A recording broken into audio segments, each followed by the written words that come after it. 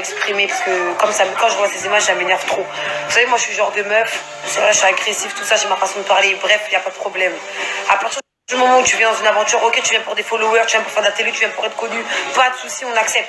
Mais le manque de respect, hein, ça c'est pas chez moi, c'est pas chez moi. Donc moi je vais vous raconter un truc qui est vrai et qui s'est réellement passé, j'en ai rien à foutre de spoiler. Maintenant, ce qui s'est passé, c'est qu'on avait un jour off. Donc, jour off, chacun fait ce qu'il a envie. Nous, on est restés entre princes et princesses. Prétendants et prétendantes, ils sont restés entre eux. Bref, mais sauf qu'entre prétendants et prétendants, parce que c'est bien beau de parler des princes et des princesses. Dire, ouais, les princes et les princesses, c'est ceci, c'est cela. Bah, alors là, je vais vous dire un truc. Cette année, hein, vraiment dans les princes, mis à part le vrai amour qu'il y a eu entre Julien et Ilona, le reste, on était tous respectueux entre nous, c'était comme une famille, mais genre vraiment là c'était le vrai mot, la famille, c'était pas la fausse familiale là qu'il y avait l'année dernière là où tout le monde se tapait entre tout le monde. Là cette année c'était le respect, ils ont mis des règles, on les a tous respectés, ils ont dit cette année il n'y a pas de prince princesse, c'est hors de question. Donc, ce qui s'est passé, c'est que nous, on est restés entre princes et princesses. Voilà, ils sont restés entre prétendants, patati patata. Maintenant, ils sont partis faire une soirée et tout, ils sont partis en boîte, ils font leur vie. Moi, personnellement, je m'en tape, ça, c'est même pas mon dos, même.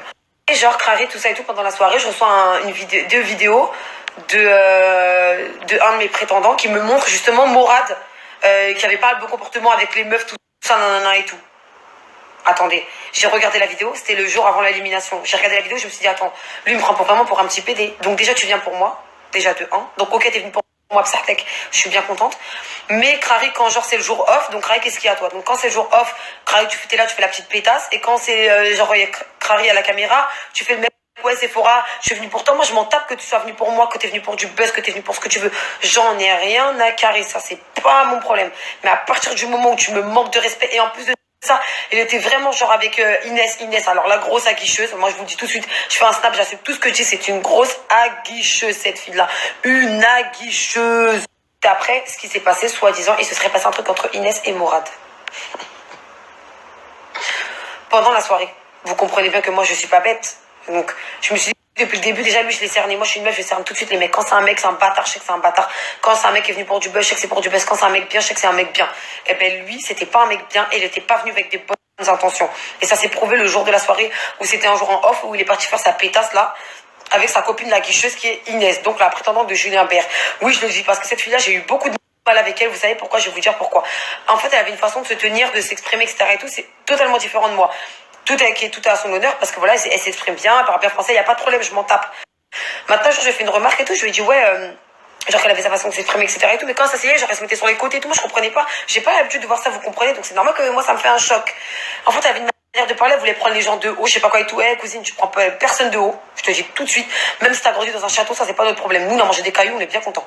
Elle faisait trop sa meuf, etc. et tout, trop la guicheuse, genre, qui était là et tout. Hey, tout ce que je déteste chez une meuf.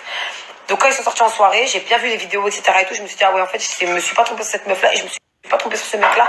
Déjà, lui, c'est un petit con et elle, c'est une grosse aguicheuse. Donc, c'est pour ça que mon comportement avec ce mec-là, il se passe comme ça. Parce que quand Gita est venue voir, elle m'a dit, ouais, Sephora, il me fait que des regards, etc. et tout. Je me suis dit, ah, c'est pas, genre, en mode, elle est pas folle. Genre, elle va pas s'inventer une vie, Gita. Elle a pas que ça à faire, elle s'en tape. En fait, elle a ses prétendants, elle vit son histoire, etc. et tout. Elle a pas inventé un truc. Mais au nom de Dieu, quand je vous dis ce mec-là, vraiment, mais genre, vraiment. Moi, tous mes prétendants, il y en a aucun qui pourront dire quoi que ce soit, à part ceux-là qui vend son cul là.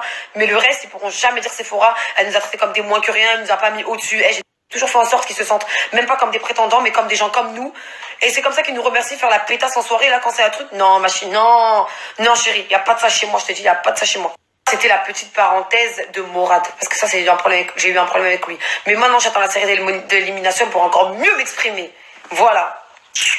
Ça va pas tout quoi. Et là, moi si tu m'énerves comme ça, déjà ma veine elle sort ici. Quand ma veine elle sort ici et ma veine elle sort au front, c'est pas bon. Tu vois ce que je veux dire? C'est que là, je commence à monter en pression et j'arrive plus à m'exprimer. Et c'est pour ça que je ne laisse pas parler parce que j'arrive pas à parler. Bref, ça reprend.